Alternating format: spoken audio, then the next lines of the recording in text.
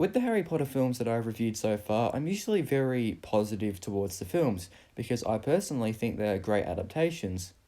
They're well thought out films, if that's with the acting, directing, special effects, and more. That was until Harry Potter and the Goblet of Fire. Now, with this film, I'm always on the fence about it. Sure, it has some great moments in it that really enhance the movie and the series as a whole, but there are also some other moments that just make me say, why? So in this video, I'm going to be going through this movie and why it's the most disappointing Harry Potter film in the franchise. First, I'm going to start out with the story and point out the elements in which I think they made a bad decision that shouldn't have been made. But I'm also going to point out some moments that I actually did like. Now, this is the fourth movie in the series and the book that they were basing the movie off, and the book is definitely bigger than the ones before it, meaning they have to shorten and cut things out of the story when adapting it to the big screen, because they don't want to make a 5-hour Harry Potter film. Although, to be fair, that doesn't sound that bad. The film opens with Harry having a dream about Voldemort, and I think this is a great way to open the film, and it's not that bad considering the chapter has a lot of info in it. It then cuts to Harry waking up at the Weasleys, meaning they can get straight to the point and reintroduce the characters quite quickly. They then arrive at the Quidditch World Cup, and the build-up to this is incredible. And just as we're about to see this amazing match and see professional Quidditch players play Quidditch, it cuts to the next scene, which is really disappointing to show all the build-up and then not to include it.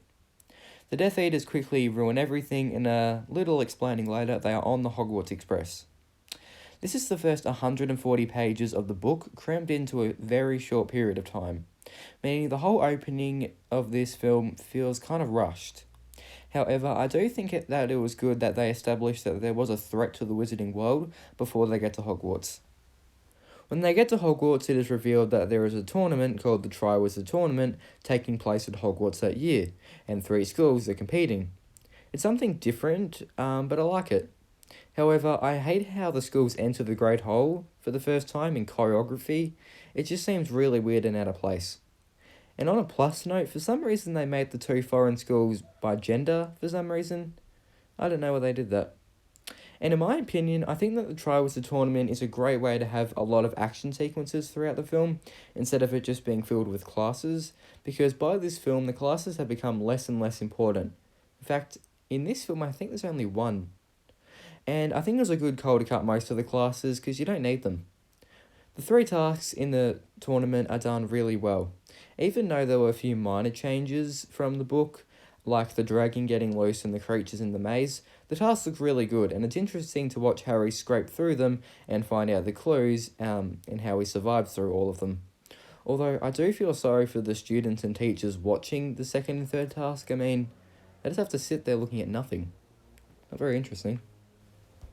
Now, an overall review of the story is that it's not that bad.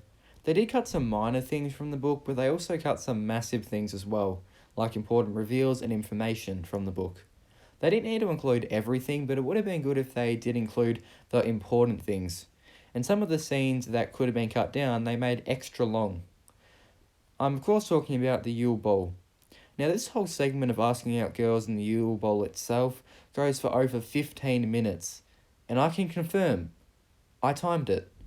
Now, the Yule Ball starts out really nice with them all dancing in the Great Hall until it turns into this rock concert. I don't know why, it just seems really out of place. The point I'm trying to make is that they could have shortened it and included other things. I like how this film makes it more darker and scarier, which makes sense considering the story has more of a darker theme. And they tried to add in comedy, but I don't think it really works in this film with all of the darker themes included. Okay, I've spent way too long talking about the story. Moving on to the characters. This movie has many new characters in it. A lot don't get included in later films, but they're still important in this movie. Some of the new characters that I really liked were Mad-Eye Moody, who was depicted perfectly from the book and was acted really well and gave a great performance on screen. Voldemort, who returned in this film, was played incredibly well, and his appearance was also perfect. And a lot of the other side characters, like the 3 champions and the new teachers from the other schools, also acted really well. However, I feel like the Golden Trio, Harry, Ron and Hermione, were fighting way too much in this movie. They fight and then they make up again, and then again, it just makes them feel more apart than they usually would. But apart from that, I don't really have much to say about the characters and acting. Everyone did a good job. Apart from Dumbledore, who in this movie was acting the opposite to his character would normally, and it's a little unsettling. Now, as I said at the start of the video, this film at times can be disappointing, and I want to touch on that. Because the reason why this film can be disappointing is because the filmmakers made some questionable decisions. If that's how they dealt with characters and made some pointless changes and cutting big important scenes from the book. And because this movie has so many action scenes and mystery kind of feel, they let them go to waste at some points throughout the movie. Meaning this film has so much potential and they just waste it. This film could have easily been the best Harry Potter film in the franchise. But for a lot of people, it's their worst. It's not the worst in my opinion, but it's not close to the best. In the long run, I think it would have been good if they thought more carefully about their decision making and what to cut, because when they cut the wrong things, it can ruin a film. I mentioned in my Prisoner of Azkaban review that the cinematography was a standout, but when watching this film before writing this review, the cinematography in this film isn't very good compared to the last one. Sure, it had some great shots, but the transition between scenes didn't feel smooth at all. And I think that the filmmakers could have done a better job with that. If they kept in the mystery aspect of the book, it might have been better, and even though there were some scenes that weren't great, at least they had the common sense to cut the really terrible ones. Hogwarts, Hogwarts, Hoggy Hogwarts, teach us something clean. How did they even film this scene to begin with?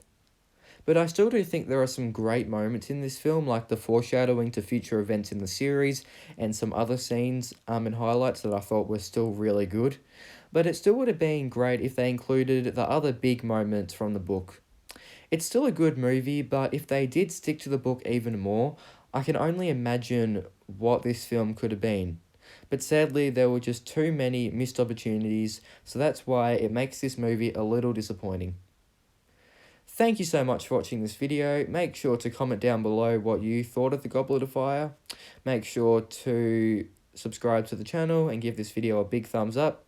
And I'll see you next Friday.